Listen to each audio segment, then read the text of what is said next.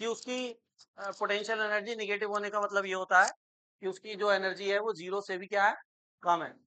जैसे हम ग्राउंड पर अगर जीरो पोटेंशियल एनर्जी मानते हैं, समझने के लिए समझ सकते हैं ग्रेविटेशनल वाले एग्जांपल्स। ग्राउंड पर अगर जीरो मानते हैं तो अगर नेगेटिव पोटेंशियल एनर्जी है मतलब वो ग्राउंड से भी कहाँ है, नीचे।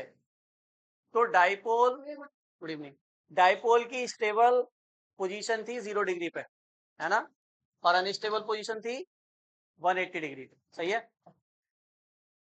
पोटेंशियल के सारे टॉपिक क्लियर हो गए। हमारे चैप्टर का नाम क्या था बताइए जरा। हमारे चैप्टर सेकंड का नाम है potential and capacity, and capacitor, विभव और संधारित्र, है ना, यही तो नाम था। क्या बताइए, अभी तक हमने संधारित्र की बात की क्या पूरे चैप्टर में, जितना आपने पढ़ लिया? आपने 50% चैप्टर कंप्लीट कर लिया ये। तो 50% में केवल पोटेंशियल पढ़ा है हमने, कैपेसिटर की बात नहीं की क्योंकि वो उसके बाद का टॉपिक है। अब आज से स्टार्ट हो जाएगा आपका कैपेसिटर। सबसे पहले समझेंगे कि कैपेसिटर का होता क्या है, इसका काम क्या है, करता क्या है, पूरे इसकी जानकारी लेते हैं। लेकिन उससे पहले आप लिखिए, हेडिंग लिखिए मटेरियल, यानी पदार्थ। आपको पता है ना, ये बात बताने की नहीं है, पता होगा, देखो मैं एक बार रिवाइज करा देता हूँ बस, कि मटेरियल दो टाइप के होते हैं। मटेरियल कितने टाइप के होते हैं? एक कौन कौन से? मटेरियल दो टाइप के होते हैं। पहले कंडक्टर, कंडक्टर यानी क्या, चालक, ठीक है। और दूसरे क्या होते हैं? इंसुलेटर कह दो, इंग्लिश में देखो कितने नाम है, इंसुलेटर कह दो, नॉन कंडक्टर कह दो, नॉन कंडक्टर कह दो, या बहुत फेमस नाम जो मैं अब बताने वाला हूं, देखो, इंसुलेटर कह दो, नॉन कंडक्टर कह दो, या डाई इलेक्ट्रिक कह दो। क्या कह दो? Dielectric. तीनों का मतलब एक ही होता है, और इन तीनों का मतलब क्या है? अचालक।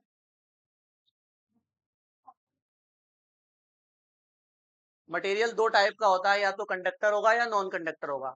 नॉन कंडक्टर को इंसुलेटर भी कहते हैं, नॉन कंडक्टर को डाई इलेक्ट्रिक भी कहते हैं। ये डाई इलेक्ट्रिक वाला वर्ड बहुत याद रखना, इसी का मैं यूज करूंगा बार बार, ठीक है। फर्क नहीं, तीनों सेम ही है। अब मुझे ये बताओ, मतलब क्या है इनका। कंडक्टर मटेरियल कौन से होते हैं और नॉन कंडक्टर क्या होते हैं? कैसे हम पता करते हैं कि ये कंडक्टिंग है, ये नॉन कंडक्टिंग? हाँ,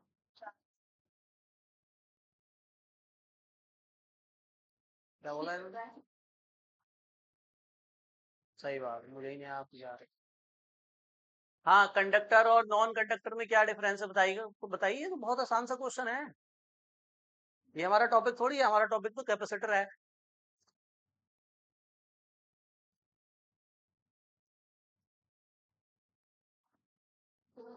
तेज बोल दो तो हम भी सुन ले थोड़ा।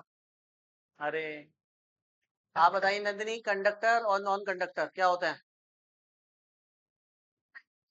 बता रही थी ना। मुझे नहीं बताते, पता नहीं क्यों, ये मुझसे पता नहीं क्या खफा है ये लोग। हाँ बताओ निशान। बहुत सही, बिल्कुल यही है डेफिनेशन। कंडक्टर वो होते हैं जिनमें करंट फ्लो हो सकता है, और नॉन कंडक्टर वो होते हैं जिनमें करंट फ्लो नहीं हो सकता। कितनी कठिन डेफिनेशन है ना। एग्जाम्पल बताएंगे कंडक्टर के क्या होते हैं, कैसे, कौन से मटेरियल हैं जिनमें हम करंट फ्लो कर सकते हैं?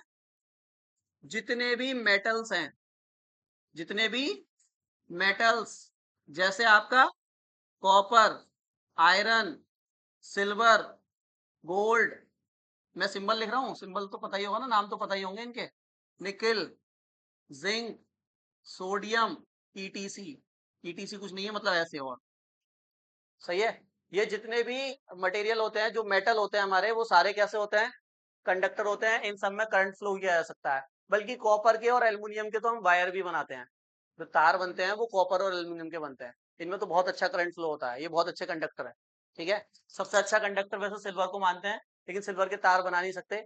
पता चला घर में चोरी हो गई, पता चला क्या चुराया, तार चुरा के ले गए चोर, जितनी वायरिंग थी सब खींच के ले गए, कि उसमें सिल्वर था, महंगा आया था सिल्वर बहुत, लेकिन सबसे अच्छा कंडक्टर है सिल्वर, ठीक है।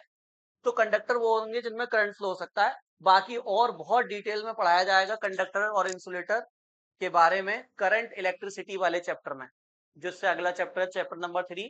उनमें बहुत डिटेल में बताऊंगा कि कंडक्टर में करंट फ्लो होता है तो वो कंडक्टर होते हैं, लेकिन करंट फ्लो क्यों होता है, और इंसुलेटर में करंट फ्लो क्यों नहीं होता। ये डिटेलिंग यहाँ की नहीं है, वो वहां की डिटेलिंग है, वहां बताएंगे आप, ठीक है। अभी के लिए इतना याद रखो, इंसुलेटर क्या होंगे जिनमें करंट फ्लो नहीं होगा। एग्जाम्पल, इंसुलेटर के एग्जाम्पल बोलिए, सबसे फेमस एग्जाम्पल इंसुलेटर का, सबसे फेमस एग्जाम्पल जिस पे खड़ा हूं मैं इस समय, है ना, तो क्या है, लकड़ी, वुड, और बताइए, प्लास्टिक, और बताइए, ग्लास, रबर, है ना। ये सारे एग्जाम्पल कैसे हैं, डाइलेक्ट्रिक है, इंसुलेटर है। और कोई, और कोई, एक और बता दो फिर एटीसी लिख दूंगा। एक और कोई नॉन कंडक्टर,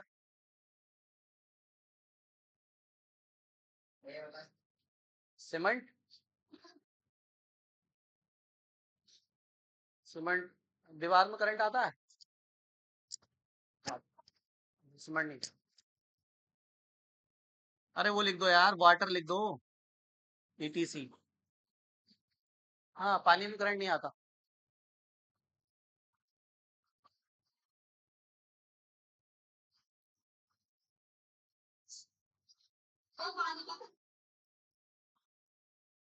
पानी में करंट नहीं आता लड़की, किसने कहा आता है,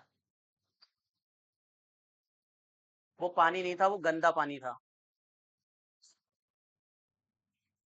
अगर पानी के अंदर थोड़ी सी भी इम्प्योरिटी है तो करंट लगेगा, क्योंकि उसमें मिनरल्स हो गए। फिर जो घर में पानी आता है, नल का पानी, उसमें करंट लगेगा, क्योंकि उसमें मिनरल होते हैं, गंदगी होती है, इम्प्योरिटीज होती है। मैं सिर्फ पानी की बात कर रहा हूँ, H2O, इसमें करंट नहीं लगेगा। इन्वर्टर में डिस्टिल वाटर पड़ता है, डिस्टिल वाटर, उसमें करंट नहीं लगेगा, वो प्योर वाटर होता है, लेकिन उसको पी नहीं सकते। खाली पानी नहीं पीना होता है हमें, पानी के साथ मिनरल भी चाहिए होते हैं, पता है ना। नहीं पता तो आज जान लो, जो प्योर वाटर होता है उसमें करंट नहीं लगता है, ठीक है। और प्योर वाटर का मतलब बिल्कुल प्योर, खाली पानी, पानी के अलावा कुछ नहीं होना चाहिए, ठीक है, नोट करो। चलिए भाई, ठीक है। एक तीसरा मटेरियल भी होता है, आपको पता है, कंडक्टर, इंसुलेटर, और एक और होता है, क्या होता है वो, बीच वाला क्या होता है, उसका नाम बताइए, बीच वाले का, नहीं उसका नाम बताइए, बीच वाले का क्या नाम है। उसको कहते हैं सेमी कंडक्टर, ठीक है। यहाँ पे बात क्यों नहीं हुई उसकी, क्योंकि जरूरत नहीं है उसकी। हमें कैपेसिटर के अंदर इस dielectric material that is insulator की जरूरत है, पड़ेगी। क्यों पड़ेगी जरूरत, उसको डिटेल में बताऊंगा, बस इसको याद रखो आप इंसुलेटर को, ठीक है। इंसुलेटर क्या होते हैं, जिनमें करंट फ्लो नहीं होता है। मैं बताऊं क्यों नहीं होता है, क्योंकि करंट फ्लो होता है फ्री इलेक्ट्रॉन से। किससे, फ्री इलेक्ट्रॉन वो होते हैं जो एटम की ऑर्बिट से बाहर निकल जाते हैं। आपको पता है ना, कोई भी चीज, कोई भी सब्सटेंस, कोई भी मटेरियल एटम से मिलकर बना है, और एटम में होते हैं इलेक्ट्रॉन जो घूमते रहते हैं। इलेक्ट्रॉन ऑर्बिट से बाहर अगर आ जाता है तो उसको बोलते हैं फ्री इलेक्ट्रॉन। मेटल्स के अंदर भर भर के फ्री इलेक्ट्रॉन होते हैं, ठीक है। लेकिन इंसुलेटर के अंदर एक भी फ्री इलेक्ट्रॉन नहीं होता, सारे के सारे इलेक्ट्रॉन तो होते हैं लेकिन फ्री नहीं होते। क्या कर रहे होते हैं तो वो एटम के चारों तरफ घूम रहे होते हैं, वो न्यूक्लियस में चारों तरफ घूम रहे होते हैं, न्यूक्लियस के चारों तरफ, ठीक है। इस वजह से इसमें कोई करंट फ्लो नहीं होता है। एक सेकंड जरा समझ ही लो इस बात को फिर थोड़ा सा और, क्योंकि जरूरत पड़ सकती है आगे।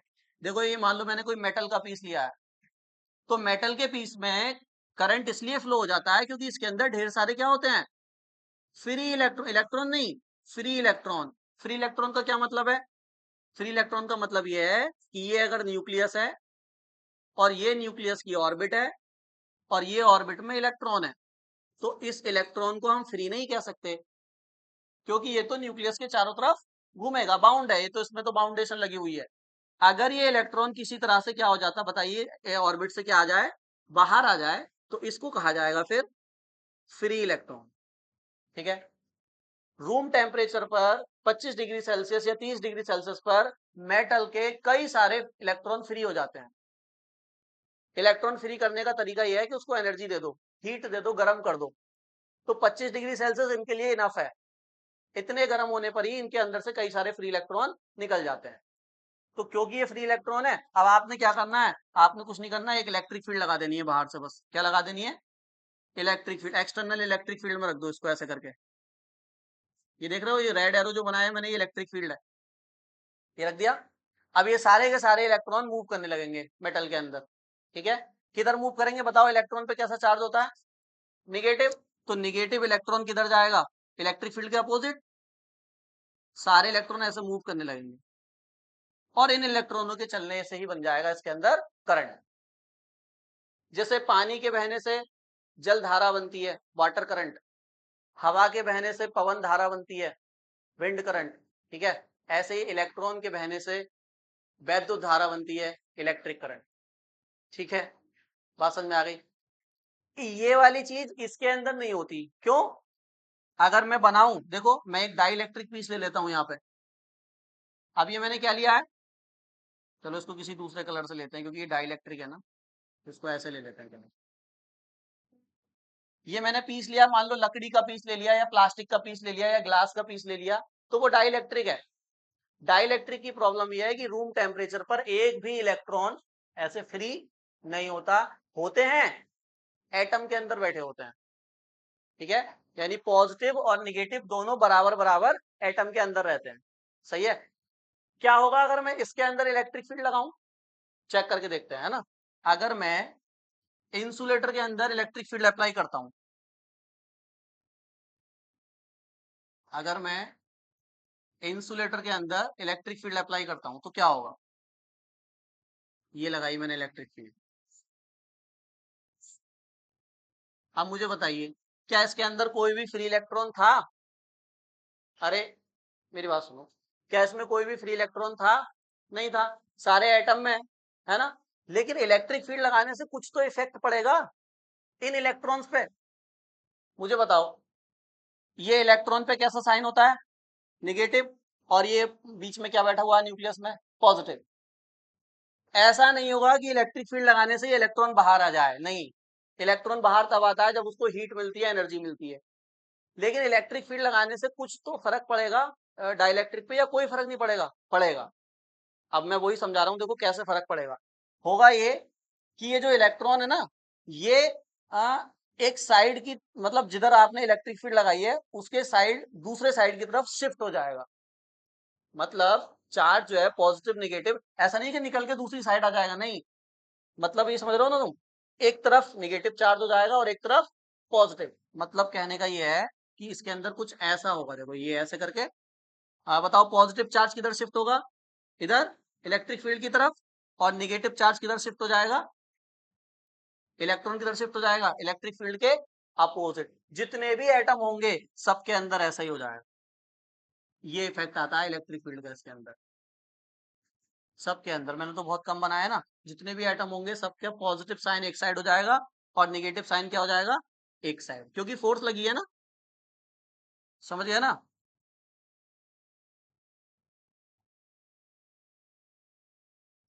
ऐसा कुछ होगा, सही है। इसमें भी ऐसा होगा, पॉजिटिव इधर निगेटिव इधर, पॉजिटिव इधर निगेटिव इधर, पॉजिटिव इधर निगेटिव इधर। इलेक्ट्रॉन बाहर तो नहीं निकल पाया, लेकिन इलेक्ट्रिक फील्ड के इफेक्ट से एक साइड शिफ्ट जरूर हो जाएगा। बाहर नहीं आ पाएगा लेकिन शिफ्ट हो जाएगा। तो मुझे क्या बताओ, करंट फ्लो होगा इसमें? करंट फ्लो नहीं होगा, क्योंकि फ्लो थोड़ी हुआ इलेक्ट्रॉन। यहाँ पे तो देखो इलेक्ट्रॉन ये वाला इधर वाले एंड से निकल के इधर वाले एंड तक पहुंच जाएगा। लेकिन यहाँ पे तो इलेक्ट्रॉन खाली क्या हुआ है, शिफ्ट हुआ है, उससे कोई करंट नहीं बनेगा। तो इस फिनोमिना को जो मैंने अभी दिखाया तुम्हें, पॉजिटिव निगेटिव, ये केवल डाइलेक्ट्रिक में होता है। इस फिनोमिना को पोलराइजेशन बोलते हैं। क्या बोलते हैं इसको, पोलराइजेशन। इसको पोलराइजेशन बोलते हैं।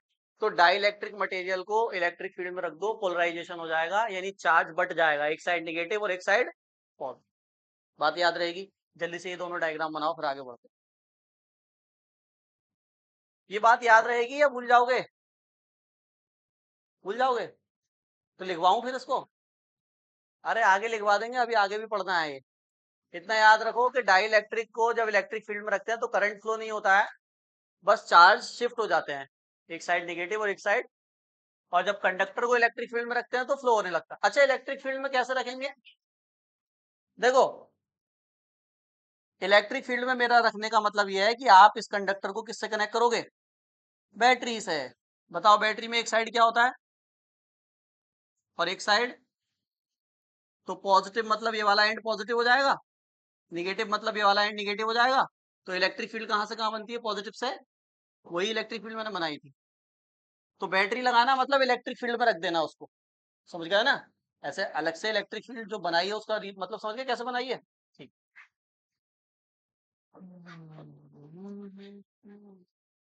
हेडिंग लिखिए, इलेक्ट्रिक कैपेसिटेंस।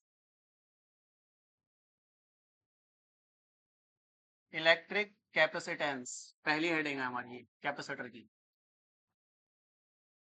वैद्युत धारिता, इलेक्ट्रिक कैपेसिटेंस। इलेक्ट्रिक कैपेसिटेंस का पहले मतलब समझो, ये डेफिनेशन एग्जाम में बहुत पूछी जाती है और इसका फॉर्मूला पूरे चैप्टर में यूज होगा।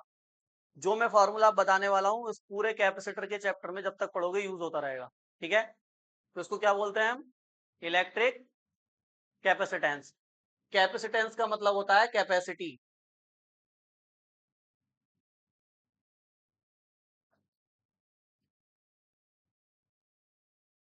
हाँ ना? तो देखो, कैपेसिटेंस का क्या मतलब है?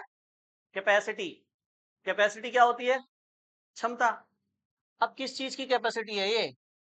तो कैपेसिटी है चार्ज को होल्ड करने की या चार्ज को स्टोर करने की। कोई भी कंडक्टर है, मैं कंडक्टर की बात कर रहा हूं, ठीक है? कंडक्टर पर हम जब चार्ज देते हैं ना, तो वो कंडक्टर उस चार्ज को स्टोर करता रहता है अपने ऊपर। लेकिन हर कंडक्टर की चार्ज को स्टोर करने की क्या होती है? लिमिट होती है। उस लिमिट को ही बोलते हैं धारिता, मतलब उसकी आवेश को इकट्ठा करने की क्षमता, ठीक है? जैसे फॉर एग्जांपल, मैं यहां पर एक मेटल की बॉल ले लेता हूं। ये मान लो मैंने कॉपर की बॉल ले ली या आयरन की बॉल ले ली, तो ये कंडक्टर है। अब इसको मैं बताइए चार्ज दे सकता हूं क्या? प्लस क्यू चार्ज दूंगा। ये क्या करेगा? सारा का सारा चार्ज अपने सरफेस पर इकट्ठा करता रहेगा, करता रहेगा। मैंने और चार्ज दिया, और करेगा, और चार्ज दिया, और करेगा। कब तक करेगा? इसकी कोई लिमिट तो होगी चार्ज स्टोर करने की। उस लिमिट को ही, चार्ज स्टोर करने की उस कैपेसिटी को ही क्या बोलते हैं हम? Electric capacitance. हर कंडक्टर की कैपेसिटी अलग अलग होती है। कोई दूसरा कंडक्टर ज्यादा चार्ज स्टोर कर सकता है, कोई दूसरा कंडक्टर कम चार्ज स्टोर कर सकता है। कैपेसिटी किस पे डिपेंड करेगी? किसकी कैपेसिटी ज्यादा है, किसकी कैपेसिटी कम है, वो सब डिस्कस करना है डिटेल में। पहले इसकी डेफिनेशन लिखिए। देखिए, किसी चालक द्वारा, किसी चालक द्वारा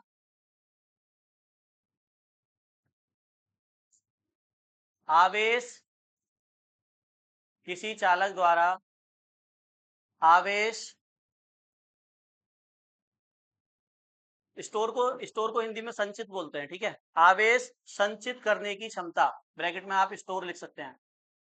आवेश संचित करने की क्षमता चालक की धारिता कहलाती है। किसी चालक द्वारा आवेश संचित करने की क्षमता चालक की धारिता कहलाती है। इंग्लिश में लिखिए, द कैपेसिटी ऑफ, या sorry, the ability of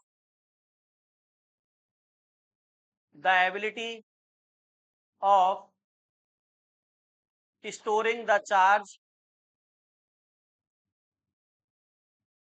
the ability of storing the charge of any conductor, storing the charge of any conductor is called capacitance। Hindi में लिखिए, इसे सी से प्रदर्शित करते हैं, कैपिटल सी। इसी के आगे इसे सी से प्रदर्शित करते हैं।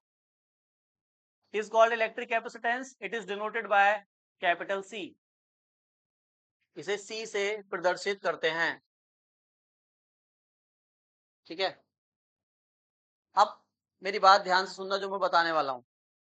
मैंने क्या बोला, कोई भी कंडक्टर है उसको हम चार्ज दे सकते हैं और वो उस चार्ज को स्टोर करेगा।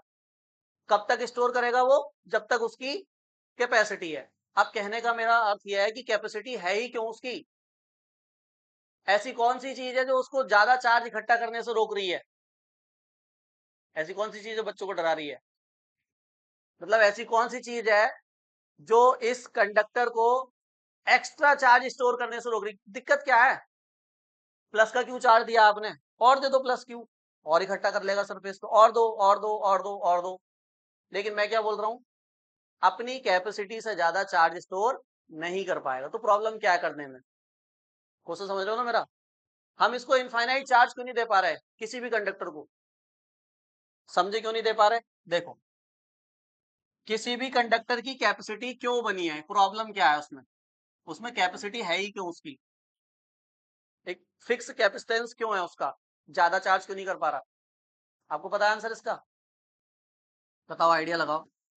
जैसे मेरे पास फॉर एग्जांपल ये बॉल है मेटल की, इसको मैंने प्लस का क्यू चार्ज दिया तो सरफेस पे आया।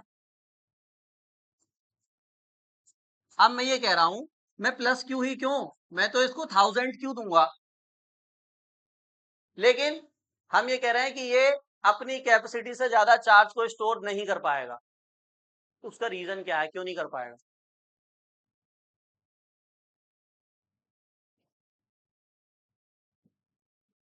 आप सुनो, देखो मैं बताऊं आपको क्यों नहीं कर पाया, तुम बता रहे हो क्या कुछ, क्या बताओ, मैं बताऊंगा ना। ये अपनी कैपेसिटी से ज्यादा चार्ज इसलिए स्टोर नहीं कर पाते हैं कंडक्टर, क्योंकि फॉर एग्जांपल चलो हम इसको चार्ज देते हैं, ठीक है, बताओ पहले तो चार्ज देने से होता क्या है, चार्ज देने से, इसका सेंटर है, चार्ज देने से इसके अंदर पोटेंशियल आता है क्या, बताइए पोटेंशियल का फॉर्मूला क्या होता है, 1/4 pi epsilon naught Q upon R, यही तो है। तो v directly proportional to q है क्या, अगर ये सब कांस्टेंट है तो v directly proportional to q है, मतलब जैसे जैसे आप इसको चार्ज देते रहेंगे वैसे वैसे इसका क्या बढ़ता रहेगा, पॉजिटिव पोटेंशियल बढ़ता रहेगा, पॉजिटिव पोटेंशियल बढ़ता रहेगा, सही है यहां तक, तो उससे क्या दिक्कत है, मैंने इसको पॉजिटिव चार्ज दिया और दिया और दिया और दिया। अब मुझे एक बात बताओ, पॉजिटिव पॉजिटिव के बीच तो रिपल्सन होता है, जो पॉजिटिव चार्ज आप दे रहे हो वो पॉजिटिव पॉजिटिव खुद में क्या होगा, फॉर एग्जाम्पल निगेटिव चार्ज दे रहे हैं अगर हम, तो इलेक्ट्रॉन दे रहे हैं ना इसे, चार्ज पॉजिटिव भी दे सकते हैं, और अगर हम निगेटिव चार्ज दे रहे हैं तो ये इसमें इलेक्ट्रॉन इलेक्ट्रॉन में क्या होगा, रिपल्सन, जितना ज्यादा निगेटिव चार्ज दोगे उतना ज्यादा क्या होने लगेगा, और पोटेंशियल भी उतना ज्यादा क्या होने लगेगा, बढ़ने लगेगा।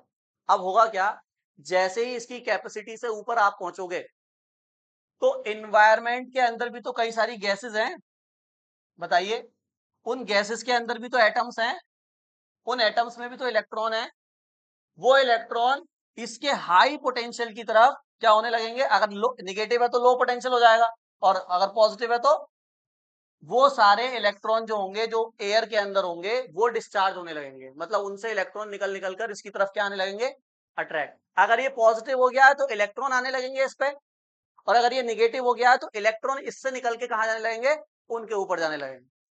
यानी इसको बोलते हैं हम, चार्ज जो होगा वो लीक होने लगेगा, लीकेज ऑफ चार्जेस, मतलब क्या बोलते हैं इसको, leakage of charge, leakage of charge, इसको बोलते हैं कोरोना लीक, कोरोना लीकेज, इस फिनोमिना को बोलते हैं कोरोना लीकेज। मतलब आपने कैपेसिटी से ज्यादा चार्ज दिया ना, तो एनवायरमेंट का जो चार्ज है, अगर इसको पॉजिटिव दे दिया तो इलेक्ट्रॉन एनवायरमेंट के इस पे आने लगेंगे, तो देखो लीक होने लगा चार्ज, पॉजिटिव चार्ज खत्म होने लगा। और अगर इसको निगेटिव चार्ज आपने दे दिया तो ये एनवायरमेंट में जाने लगेगा चार्ज, निगेटिव चार्ज उनको गैसेस के मॉलिक्यूल्स से जाके मिलने लगेगा, उनके जो पॉजिटिव न्यूक्लियस है उनसे जाके मिलने लगेगा। तो कुल मिला के ये बात है कि हाई कैपेसिटी से ज्यादा चार्ज देने पर पोटेंशियल बहुत ज्यादा बढ़ जाता है, पोटेंशियल बढ़ने की वजह से एनवायरमेंट से क्या करने लगता है, वो चार्ज जो है वो जाने लगता है एनवायरमेंट, यानी चार्ज की क्या होने लगती है, लीकेज। इसीलिए हर कंडक्टर की अपनी क्या है, कैपेसिटी है, उस कैपेसिटी से ज्यादा चार्ज आप उसको, पहली प्रॉब्लम तो ये है। अब मान लो आप ये सोच रहे होगे कि अगर हम वैक्यूम में ले जाएं इसको, तो वैक्यूम समझते हो ना? वैक्यूम ऐसा मीडियम है जहां पर एयर भी ना हो। मैं ऐसे रूम में इसको लेकर रख दूं कंडक्टर को जहां पे एयर ही नहीं है, और फिर इसको चार्ज दूं और इसकी लिमिट से ज्यादा चार्ज दूं, तब तो वहां लीकेज भी नहीं हो सकती, क्योंकि एयर एयर तो है ही नहीं, तो लीकेज कहां होगी फिर? तो ऐसा कर सकते हैं क्या? ऐसा भी नहीं कर सकते। तब भी आप लिमिट से ज्यादा नहीं दे सकते। क्यों? क्योंकि जैसे ही आप एक कैपेसिटी तक चार्ज दे दोगे और चार्ज दोगे, तो और चार्ज देने के लिए और एनर्जी चाहिए होगी, क्योंकि ये खुद कैसा हो चुका है? पॉजिटिव। और ये बहुत ज्यादा पॉजिटिव हो गया, इसको पॉजिटिव भी और देना है आपको। तो बताइए पॉजिटिव के पास पॉजिटिव जाएगा क्या? पॉजिटिव के पास पॉजिटिव जाएगा क्या? नहीं जाएगा ना। क्या करना पड़ेगा? वर्क। वर्क करना पड़ेगा, तो क्या लगेगी? एनर्जी। और अगर इनफाइनाइट चार्ज देना है तो ये एनर्जी भी कितनी लगेगी? इनफाइनाइट, जो कि हो ही नहीं सकती। समझ गए? तो चाहे वैक्यूम में रख लो इसको, चाहे एयर में रख लो, जितनी कैपेसिटी है उतना ही चार्ज स्टोर होगा। अब क्वेश्चन ये आ रहा हो कि चार्ज स्टोर करना ही क्यों है? कंडक्टर के ऊपर हम चार्ज स्टोर कर क्यों रहे हैं? तो इसका आंसर आपको मिलेगा आने वाले लेक्चर्स में, जब मैं कैपेसिटर बनाऊंगा। कैपेसिटर का दूसरा नाम कंडेंसर भी है। सुना सुना है क्या? कहाँ सुना है कंडेंसर? ये जो पंखा घूम रहा है इसमें कंडेंसर लगा है। समझ गए क्यों स्टोर करना है चार्ज? क्योंकि चार्ज स्टोर करने से एक ऐसा डिवाइस बनेगा जिसका नाम है कैपेसिटर, और उसका यूज बहुत सारी डिवाइस में होता है। कैमरे के अंदर कंडेंसर लगा हुआ, कैपेसिटर लगा हुआ है। कैमरे की जो फ्लैश एकदम से जलती है ना तेज से, वो उसकी बैटरी नहीं जलाती है। बैटरी तो कांस्टेंट करंट देती है बस, लेकिन अगर फ्लैश जलानी है आपको तो एकदम से ज्यादा सा करंट चाहिए, और वो वही डिवाइस दे सकता है जिसके पास पहले से स्टोर रखा हो बहुत सारा चार्ज। और वो कौन है? कैपेसिटर। तो चार्ज स्टोर क्यों करना है, उसकी एप्लीकेशन बहुत हम आगे बताएंगे। फिलहाल आप ये समझ गए कि एक लिमिट से ज्यादा चार्ज क्यों नहीं स्टोर हो सकता। बात समझ में आ गई यहाँ तक? चलिए,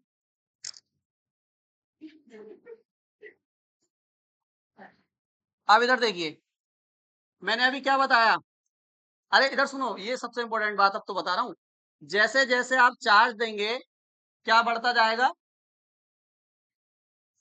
गोले के ऊपर या किसी भी कंडक्टर के ऊपर क्या बढ़ता जाएगा? उसका पोटेंशियल। मतलब ये दोनों बातें डायरेक्टली प्रोपोर्शनल है क्या? चार्ज किसके प्रोपोर्शनल है? पहले तो चार्ज ही दोगे ना, जैसे जैसे चार्ज देते जाओगे उसका पोटेंशियल क्या होता जाएगा? बढ़ता जाएगा। तो Q directly proportional to B लिख सकता हूं। अरे लिख सकता हूं। अच्छा, प्रोपोर्शनल का साइन हटाते हैं, क्या आता है?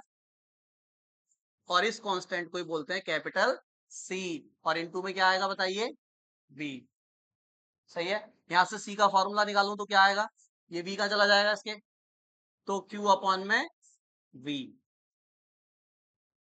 आप बताइए यहाँ पे, वेयर वेयर C क्या है? कैपेसिटेंस। C क्या है? और Q क्या है बताइए? चार्ज। और V क्या है? चार्ज देने से जो पोटेंशियल आया वो है V। तो ये मैंने जो फॉर्मूला आपको बता दिया पूरे चैप्टर में यूज करूंगा। कैपेसिटेंस का सबसे जनरल फॉर्मूला, चार्ज अपॉन में potential, C equal to Q upon में V। कैसे आया समझ गए? क्योंकि जितना चार्ज उतना पोटेंशियल, प्रोपोर्शनल हटाया C आया। C is the constant where C is electric capacitance. Note करो भाई, लिख लिया? फॉर्मूला नोट कर लिया आपने?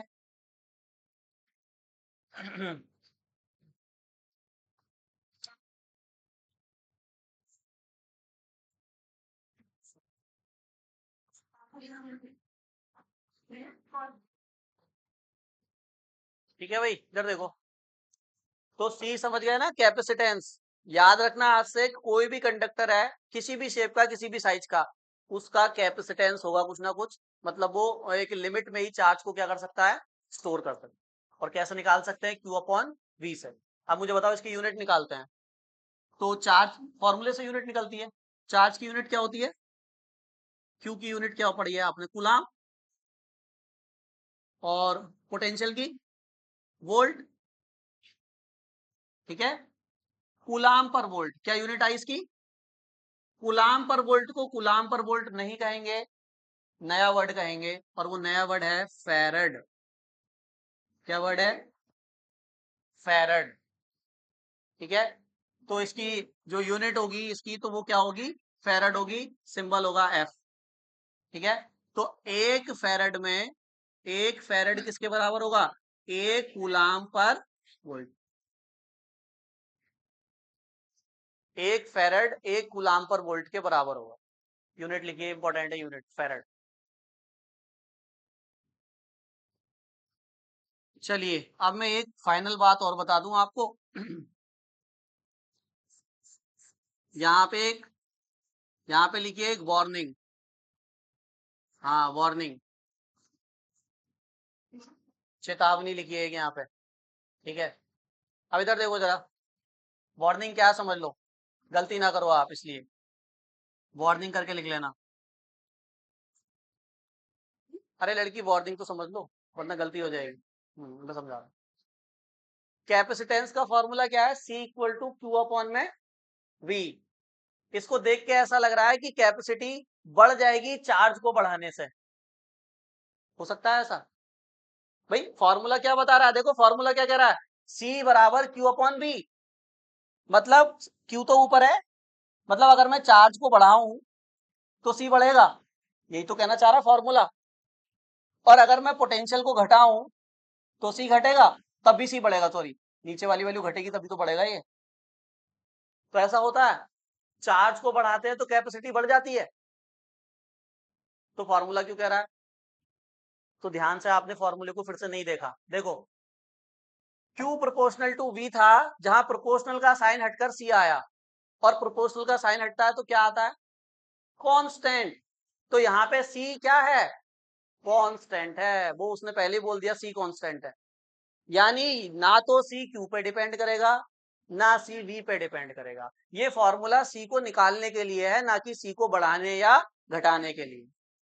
कैपेसिटेंस ना चार्ज बढ़ाने से बढ़ेगा, ना पोटेंशियल घटाने से बढ़ेगा।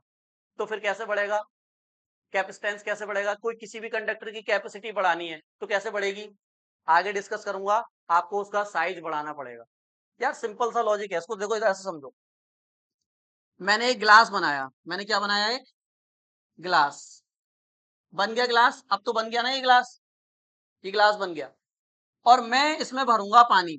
क्या भरूंगा, पानी को आप समझो चार्ज, ठीक है, गिलास को आप समझो कंडक्टर। सही है, गिलास बन चुका है और मैंने पानी उसमें भरना स्टार्ट कर दिया है। जैसे ही पानी का लेवल यहां तक पहुंचेगा, मैं अभी भी पानी डालने लगूं इसमें, तो क्या और पानी डालने से गिलास बड़ा हो जाएगा, पानी कहाँ आने लगेगा गिलास से बाहर। क्योंकि एक बार अगर कंडक्टर बन गया, एक बार अगर आपने कंडक्टर को बना लिया, उसका साइज फिक्स कर दिया, तो उसमें फिर चार्ज भी क्या हो जाएगा, लिमिटेड हो जाएगा।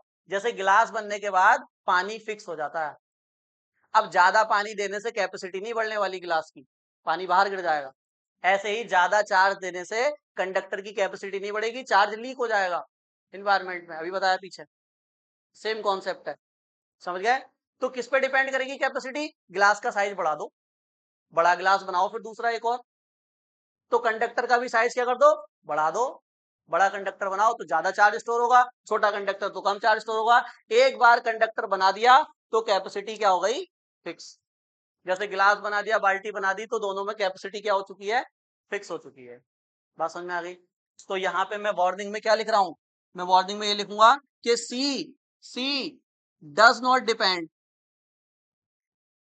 किस पे डिपेंड नहीं करेगा, इस गिलास को थोड़ा सा साइड में कर दें क्या, C does not depend, C depend नहीं करेगा किस पे, ऑन क्यू। और सी फिर से डिपेंड नहीं करेगा किस पे, वी, ना वी पे डिपेंड करेगा ना क्यू पे डिपेंड करेगा, क्योंकि सी तो कांस्टेंट है। लेकिन फॉर्मूला धोखा देता है, देखो, है ना। फॉर्मूले में ऐसा लगता है कि उसको बढ़ाने से ये बढ़ेगा या घटेगा, कुछ नहीं, सी कांस्टेंट है। ठीक है, नोट करो जल्दी वार्निंग।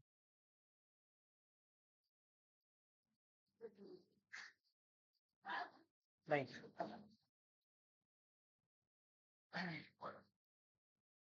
बताइए, मैंने एक यूनिट क्या बताई सी की, फेरड, है ना। कुछ रिलेशन लिख लो, जैसे एक माइक्रो फेरड में कितने फेरड होंगे, ये माइक्रो होता है पता है ना, माइक्रो कूलाम पढ़ा है ना आपने। तो एक माइक्रो कूलाम में कितने कूलाम होते थे? 10 की पावर, तो वही यहाँ पे भी 10 की पावर -6 फैराड होंगे। एक माइक्रो फैराड में 10 की पावर -6 फैराड। एक और लिख लो, एक पीको फैराड, पीएफ मतलब पीको फैराड, तो एक पीको फैराड में कितने फैराड होंगे? 10 की पावर -12। ये दो लिख लो, न्यूमेरिकल में काम आएंगे, ठीक है, कन्वर्ट करने में। हमें क्वेश्चन हमेशा फैराड में करना होगा, तो आपको हर बार कन्वर्ट करना पड़ेगा। माइक्रो है तो 10 की पावर -6, पीको है तो 10 की पावर -12।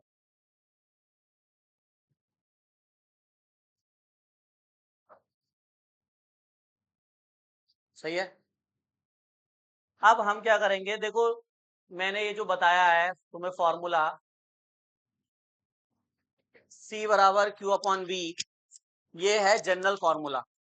क्या मैंने इसमें कोई किसी कंडक्टर को लिया कि भाई ये इस कंडक्टर का फॉर्मूला है? नहीं, ये हर कंडक्टर की कैपेसिटी का फॉर्मूला है। लेकिन क्वेश्चन ऐसा आएगा कि गोलीय चालक की धारिता बताइए।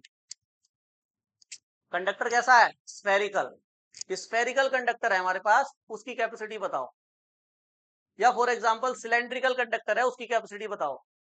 या पैरेलल प्लेट कैपेसिटर है, कंडक्टर है, पैरेलल प्लेट है उसमें दो, उसकी कैपेसिटी बताओ। तो तीन तरह की कैपेसिटी पूछी जाती है, जिसमें सिलेंड्रिकल वाली आपके सिलेबस में नहीं है, केवल दो है। एक तो गोलीय चालक की कैपेसिटी बताओ, और एक पैरेलल प्लेट वाली।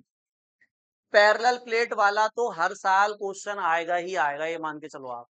जो पैरेलल प्लेट वाला हम कंडक्टर लेंगे ना, उसी को कैपेसिटर कहते हैं। पैरेलल प्लेट से ही क्या बनेगा? कैपेसिटर। वो भी मैं बताऊंगा आगे। पहले तो मैं स्फेरिकल की निकालूंगा कैपेसिटी, वो भी आर्टिकल कई बार आया है, ठीक है। अब मैं किसी भी शेप के कंडक्टर की कैपेसिटी निकालूंगा। जनरल फॉर्मूला सबके लिए सेम रहेगा। वो क्या है? ऊपर चार्ज लिखना है, नीचे उसका पोटेंशियल लिखना है, डिवाइड करना है, आंसर आ जाएगा। बात समझ में आ गई? तो आप कल जो आर्टिकल करेंगे वो करेंगे capacity of A spherical conductor, गोलीय चालक की धारिता। बात समझ में आ गई? चलिए कल करते हैं उसको, अब टाइम नहीं है ना।